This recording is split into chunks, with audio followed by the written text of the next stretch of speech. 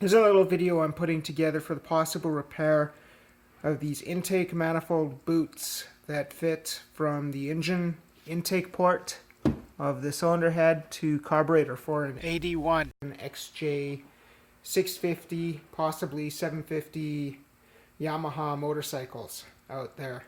Common problem on these old motorcycles, especially now that they're showing their age.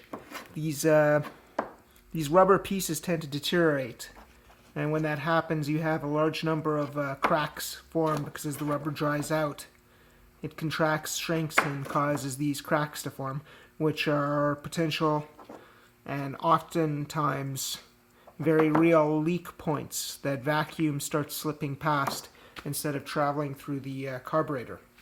I will detail a possible repair procedure that might correct this using a bicycle inner tube. The previous owner of this motorbike had a pretty good solution as far as I'm concerned for cost and time consideration. It's just applying a layer of RTV silicone sealant over top of the surface of the boot, effectively sealing these cracks. I'm going to actually detail use of a inner tube from a bicycle, perhaps cut it lengthwise and try and slip it over with some rubber cement glue adhesive. I think that's a better fix. I'm not entirely certain yet if it'll work or if it'll hold up under the temperature of the engine. The only other repair procedure on this matter is possibly to buy these new. You can buy them from China. There's a lot of suppliers on eBay that will ship them to you. Unfortunately, the lead time on that could be 4 to 6 weeks. And as the summers here in Canada are quite short, I want to try and repair these at least temporarily so that I can get some riding in this summer. Might replace the part through a mail order or eBay purchase later. Peel all this off. Some of it comes off pretty easy, some of it you have to work at a little bit with X-Acto knife, scraping it off carefully. The next step in the process, perhaps use some emery cloth because we're going to have to rough this surface up if we're going to get rubber cement adhesive to adhere to it. Right now you can see it's quite glossy. That's not a good surface for when you use adhesives. It's really got to be rough. And plus the emery cloth that I'm using here, what is it exactly? It's I believe it's an 80 grit. It should help roughen up that surface and hopefully take off some of those bits of silicone that still remain.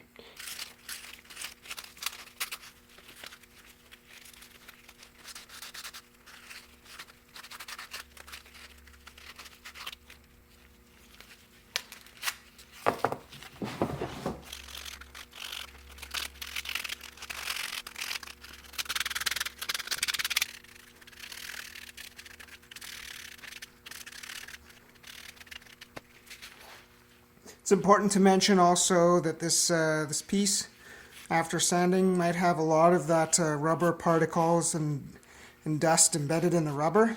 It's important to use a good tire buffing compound to clean the surface prior to applying the rubber cement. But definitely a much rougher, non-glossy surface is what we're after, which I believe the emery cloth has done a reasonable job of providing for us.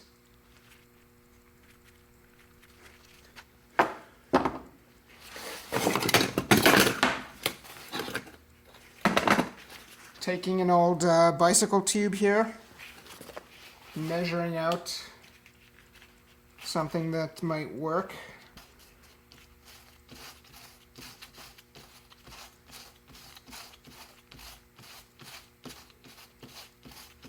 Using an 80 grit piece of sandpaper, I'm giving the piece of rubber a nice dull, rough texture that rubber cement can adhere to.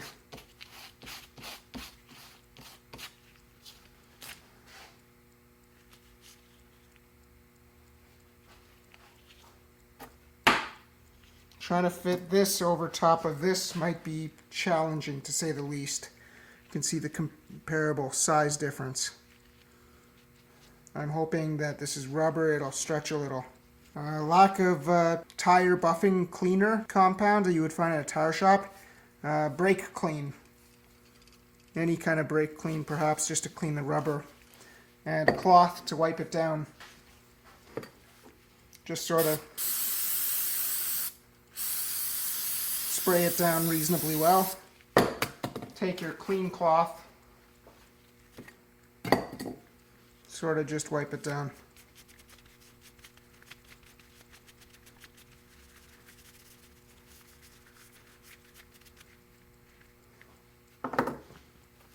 Same with this piece that we roughed up with the 80 grit sandpaper.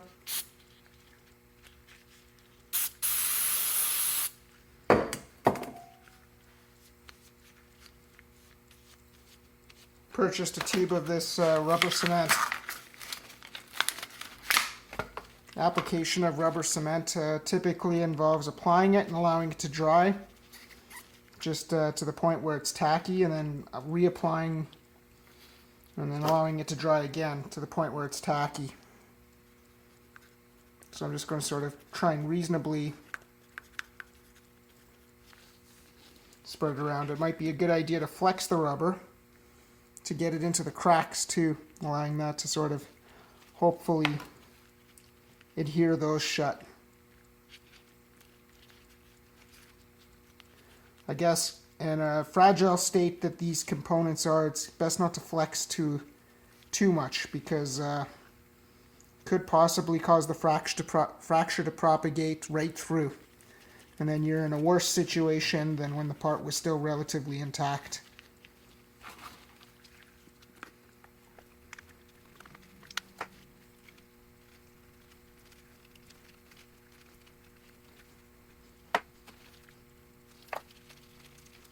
The section of inner tube that you cut, it being wet might actually facilitate the installation of it, because it'll slide rather than stick. So in fact, even though you're not supposed to, you're supposed to wait for a tack to set up. I might actually try applying this stuff wet, and hopefully by the time it sort of gets on there, there will be a point where it's perhaps drying off. But we'll see here.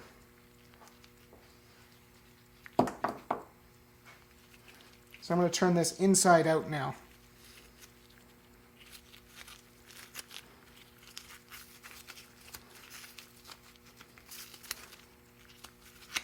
Excellent. It's adhering to itself as I've pulled it inside out, which is not great, but it means that it's sticky and it's perhaps going to adhere well to the rubber piece in question. So I'm just going to try and fit it over top like a condom. Hopefully it'll stay. Hoping that this condom doesn't break. Okay. This is definitely difficult to get on there. Not easy at all.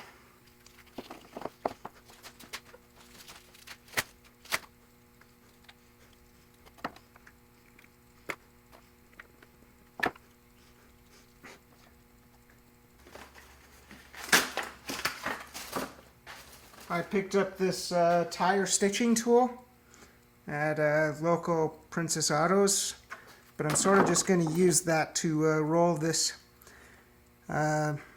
installed tire inner tube to the part. The rubber piece, once I got it on there, actually and stretched it over top of the surface of the part in question, is actually a reasonable, it covered a reasonable surface area. There is some shortfall where it didn't quite reach the end, so if you cut your piece just a little bit longer and then trim it after the fact, you might get a cleaner repair job than what I've got going here. What I'm going to do is actually do multiple layers. It's kind of messy. It's not as clean as a single layer, but I believe that putting several layers might actually be better than just a single, and that redundancy is provided in case the inner tube decides to deteriorate a little. Concave section just around where the bolt goes, that the inner tube is lifting up off of, so it's not adhering to that portion Kind of hoped that it would, but of course the stretch in it over the perimeter of this part is pulling it away from that surface. Might be a good idea before installing the part. Maybe put some RTV silicone sealant just around that edge there, in case you do have a leak that goes through. It's kind of hollow.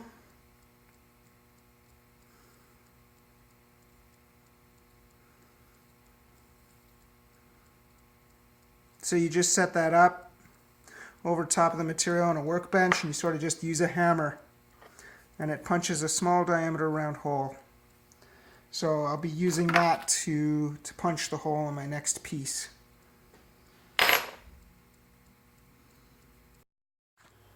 So what we got here is the second piece, which I cut a little bit longer, the bicycle tube, fit over top. Difficulties I encountered, actually, the glue was starting to dry on me. By the time I got it on there, it was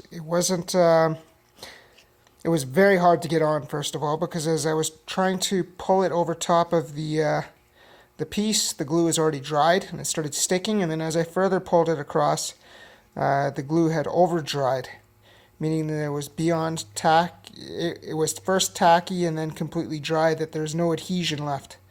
I suspect that this repair solution should work, not in light of the glue, perhaps just due to the fact that it's a solid continuous round piece all the way around, clamped on this end, and while partially adhering to this edge here. There's a slight gap there. Didn't stretch quite nicely around this as I would have planned, but I think it's a far improvement from my previous piece.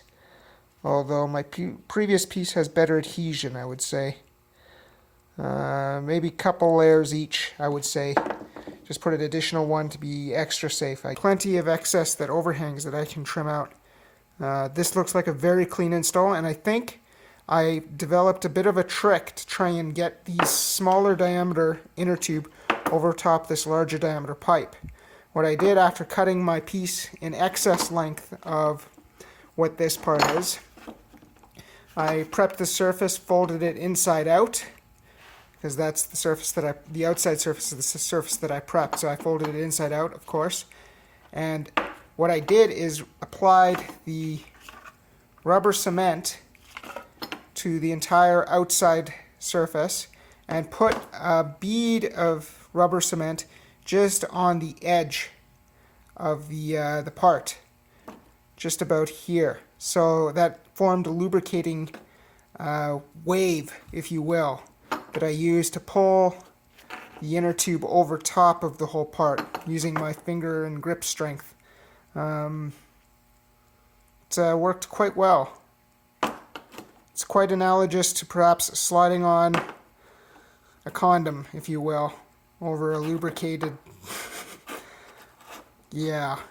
And so it fits tightly and snugly. And then I used the stitcher to adhere to the surface, and I believe that I got good adhesion to the entire perimeter of the part. So as you can see, set up a bead of lubrication on the top edge of this part. It's sort of running down, as you can see. And I'll be pulling this condom over top of the part, first inserting that hole over top of that nipple.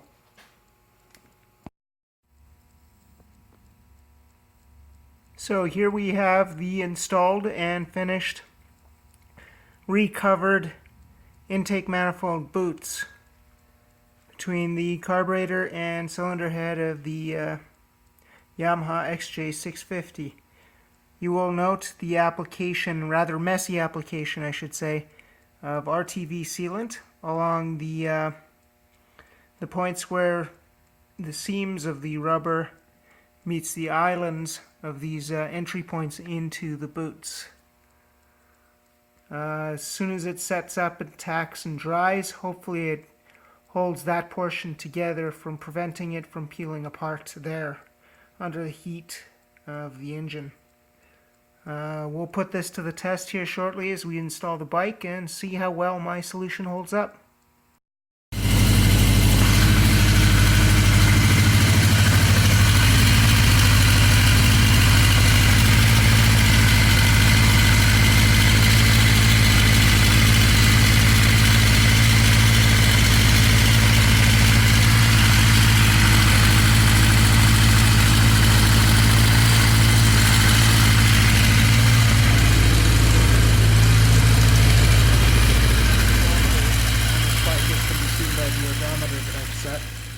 about 847 kilometers since my repair solution, putting it back on the road. And investigating these inner tubes around each of these boots as best as I can see through the openings of the engine around the carburetor and cylinder head, it doesn't appear like any of the inner tubes that I've glued to the part have actually separated or torn away.